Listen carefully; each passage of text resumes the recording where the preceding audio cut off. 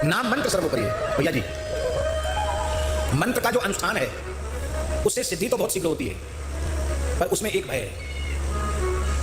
हम लोगों के मन में लालच के संस्कार अनेकों जन्मों के हैं, और जब सिद्धियां सामने आती हैं और कहीं धोखे से भी हमारी बुद्धि उधर चली गई, रिद्धि सिद्धि बहु प्रेरे भाई, बुद्धि लोग दिखावे आई, और यदि उन सिद्धियों की ओर बुद्धि चली गई तो जो चरम लक्ष्य है भगवत प्रेम की प्राप्ति, भगवत प्राप्ति, उससे साधक वंचित हो जाएगा, मान बढ़ाई के चक्कर में पड़ जाएगा। पर श्री नाम महाराज, क्या कहना, नाम महाराज ऐसे हैं, इनमें अनुभूति भले ही कुछ विलंब से हो, पर नाम महाराज किसी रिद्धि सिद्धि के प्रलोभन में फंसने देते नहीं। इसलिए मंत्र जब भी करना चाहिए, हम नहीं कहते मंत्र मत करो, पर मंत्र जब सदा सर्वदा नहीं किया जा सकता, पर नाम जब निरंतर किया जा सकता है। इसलिए मंत्र जब भी करो, पर जोर नाम जब पर रखो, नाम से सद्या प्रेम की प्राप्ति होती है। एक नामनिष्ठ महापुरुष हैं, अभी हम लोग बिना गए थे तो उस यात्रा में उनका दर्शन किया, पंडित श्री हरदेव जी महाराज, भैया जी भी साथ में थे। उन्होंने एक अनुभव हमको एकांत में बताया। उन्होंने कहा कि राम में रकार का उच्चारण करने से अनंतानंत जन्मों के संचित क्रियमाण प्रारब्ध का नाश भस्म हो जाते हैं, और जब वो सब भस्म हो जाते हैं र कहने से, तो आ कहने से विराग्नि प्रदीप्त होती है। रा आ, राम है ना, राम में आ है, तो आ का उच्चारण करने से भगवत दर्शन की व्याकुलता बढ़ती है, और माँ कहते कहते भगवान की प्राप्ति हो जाती है, लक्ष्य की प्राप्ति हो जाती है। तो रा आ मा राम कहते अनुभव है, इस प्रकार से जब राम नाम का उच्चारण होगा तो एक ही राम नाम के उच्चारण में भगवत प्राप्ति हो जाएगी। राम। और भैया जी कैसा विचित्र परिवार देखा, सबके वो ठेले, सबके नाम जब चल रहा, पुत्र हो, पुत्री हो, पत्नी हो, घर में 11 अरब राम नाम विराजमान है। कितना? और ठाकुर जी स्वयं अयोध्या से चल के आए उनके यहाँ चमत्कारिक ढंग से। संपूर्ण रामचरितमानस राम नाम में लिखी गई, संपूर्ण श्रीमद् भगवद गीता राम नाम में लिखी गई, पूरा शिव पुराण, पद्म पुराण, कितने पुराण राम नाम में लिखे गए। इस समय भक्तमाल जी राम नाम में लिखी जा रही है, और बालक बालिकाएं दिन भर राम नाम गूंजता रहता उनके यहाँ, कीर्तन होता ही रहता। नए नए युवक भजन में लगे हुए, ग्रस्त हैं, ग्रस्त। एक बेटा एक बेटी, कम उम्र है, ज्यादा उम्र नहीं है, 50 की भी शायद नहीं होगी, 45 के करीब होगी। और महाराज जी कोई काम नहीं करते हैं, ना एक पैसा की काऊ की नौकरी है, प्रवृत्ति चलाने का कोई साधन उनके पास नहीं है, और किसी वस्तु का अभाव नहीं है। क्यों? वो कहते महाराज हम अनुभव कर रहे हैं, अनन्यास चिंतन्तो माम योजना परिउपास्ते तेषां नित्याभियुक्तानां योगक्षेमं भाम्यहम्। मैं योगक्षेम का बहन करता हूँ, उसका प्रत्यक्ष अनुभव वो व्यक्ति कर रहे हैं। आप चाहें तो देख सकते हैं, हमारी बात पर आपको संदेह हो तो आप जाकर देख सकते हैं, अनुभव कर सकते हैं। जितने भी साधन हैं नाम के अतिरिक्त, बहुत ध्यान से सुनो, नाम के अतिरिक्त जितने भी साधन हैं कोई कम नहीं है, सब एक से एक बढ़कर साधन है, पर उन साधनों में कलयुग विघ्न डाल सकता है। पर अनन्य भाव से नाम का आश्रय लेने वाले के, नामाश्रयी के साधन में कलयुग की दाल कभी गलती नहीं है। केवल नाम ऐसा है जहां कलयुग की कुछ भी नहीं चलती है। इसलिए भैया नाम सर्वोपरि है। मेरी प्रार्थना है माताओं से, ये ब्रज के गांव की माताएं खेत खलिहान में भी काम करती हैं, घर में भी काम करती हैं, गैया भैंसन की सेवा भी करती हैं, बालकों की भी सेवा करती हैं, अपने परिवार की सेवा करती हैं। आप सब काम करें। हम देखते हैं गांव में, हम तो खूब रहे हैं रुदान गांव में, 8-8 10 दिन रह जाते, आंखों से देखते कितना काम करती यहाँ की माताएं बहनें। खूब काम करो, पर निरंतर भगवान नाम का जप करो। मेरी प्रार्थना है, रोटी बनाते हुए, झाड़ू लगाते हुए, बच्चों की सेवा करते हुए नाम बंद न हो। भाई लोग खूब काम करते हैं, खेत में खलिहान में खूब काम करते हैं, किसान है तो क्या करेंगे, मेहनत करेंगे तभी ना कुछ खाएंगे।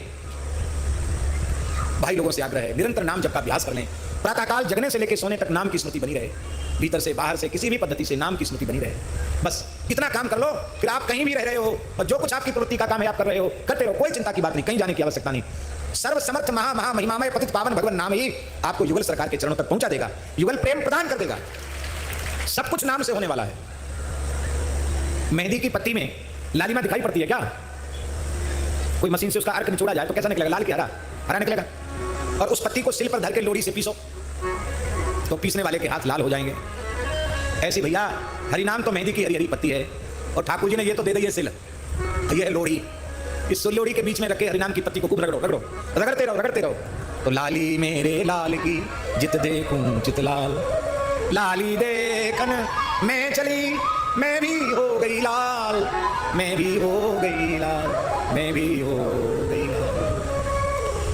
एक लोहार की दुकान में लोहे का काम करने वाला, अपनी दुकान थी उसकी, गरीब आदमी, तो उसने बच्चे ने मुझसे कहा, गुजरात की बात है, सौराष्ट्र की, हमारे पूज्य गुरुदेव का शरणागत परिवार बकमाली का, एक 15-16 साल के लड़के ने हमसे कहा कि महाराज जी हम तो दुकान में घन पीटने का काम करते हैं, और फिर इतने थक जाते हैं काम करके आते हैं कि फिर खा पी के सो जाते हैं। सवेरे थोड़ा बहुत नियम गुरु महाराज की कृपा से हो जाता है, हम कैसे भजन करें? आपने नाम की महिमा बहुत सुनाई है। तो ऐसे मेरे मन में पता नहीं क्या आया, हमने कहा कि घन तो बजाती हो, ऐसे पटकते हो, राम राम राम राम, ऐसे भीतर से क्या करो।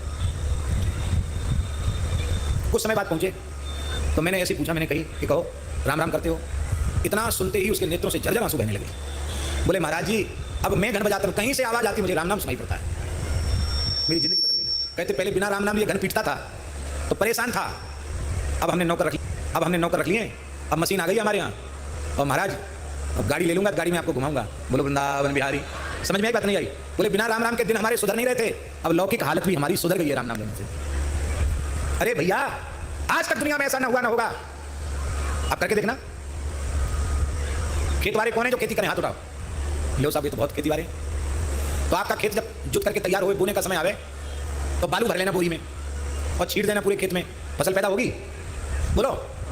अन्न बोया ही ना जाए, झूठ मूठ बोने का नाटक कर दिया जाए और बीज की जगह बालू छीट दी जाए, रेत छीट दी जाए, मिट्टी फेंक दी जाए, खेत होगा? इस देश के महान संत श्री धन्ना जाट कुल में अवतीर्ण कृषक के बालक धन्ना जाट, उन्होंने जो गेहूं पिताजी ने खेत में बोने के लिए दिया था, उसको तो बनिया की दुकान पर बेच के और राशन खरीद के साधों की जमात को जिमा दिया। अब पिताजी को कैसे कहें कि हमने गेहूं तो जिमा दिया? तब ऐसी झूठ मूठ बोरी में नदी की बालू भर ली और सीताराम सीताराम सीताराम सीताराम कह के पूरे में छीट आए और निश्चिंत हो गए कि हमारी फसल तो होनी नहीं। दूसरे ही दिन लोगों का तांता घर पर लग गया। बोले धन्ना को कोई तंत्र मंत्र सिखा दिया है क्या? क्यों? बोले हम लोग 2 दिन पहले बोए थे, हमारे खेत में अंकुर नहीं आया, इसने संध्या को बोया और सुबह इतनी बड़ी बड़ी फसल है, ये क्या चमत्कार? गांव के लोग बोले हमारी 100 साल की उम्र रह रही है, हमने ऐसी खेती नहीं देखी, ये क्या हो गया? पहले तो धनाजी ने सोची कि हंसी उड़ा रहे हैं, लेकिन जब पूरे गांव का मेला इकट्ठा हुआ, धनाजी भी वहां गए, धनाजी के पिताजी भी गए। पिताजी ने कहा बेटा हम भी किसान हैं, ऐसा तो न भूतो न भविष्य, ये हुआ कैसे? सच्ची सच्ची बात बता। तो धनाजी ने रोते हुए कहा पिताजी ये अनहोनी राम नाम की महिमा से हुई है। आपने जो बीज का गेहूं दिया था उसको तो हमने संतों को जिमा दिया। घर आए हरिदास तिन्हीं गोधूम खवाए, तात मात डर खेत थोथ लांगूल चलाए, आस पास कृषिकार खेत की करत बड़ाई, भक्त भजे की रीति प्रगट परती जुपाई, अचरज मानत जगत में कहूं निपुजो कहूं बे भयो। बोया था संतों के मुख में, पैदा हो गया खेत में, किसकी महिमा से? राम नाम की महिमा से।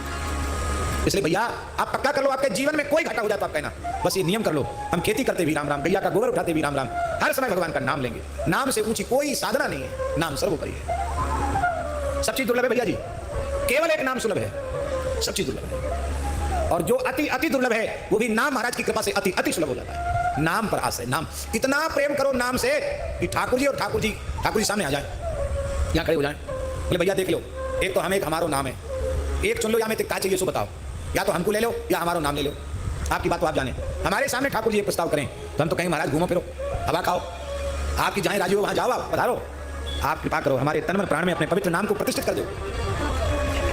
और नाम जब जिह्वा पर प्रतिष्ठित हो जाएगा, हृदय में प्रतिष्ठित हो जाएगा, तो कहाँ जाएगी पतंग तेरे हाथ में डोर, कहाँ जाएगी पतंग तेरे हाथ में डोर, बन नाचे नटनी को वाली नंद को किशोर, बन नाचे नटनी को वाली नंद को किशोर, आली नंद को किशोर, आली नंद को किशोर। हे राधा रानी, ये कृष्ण पतंग है और डोर इनका नाम है, तेरे हाथ में है डोर। आपके पास श्री ठाकुर जी का नाम रहेगा तो इनकी हिम्मत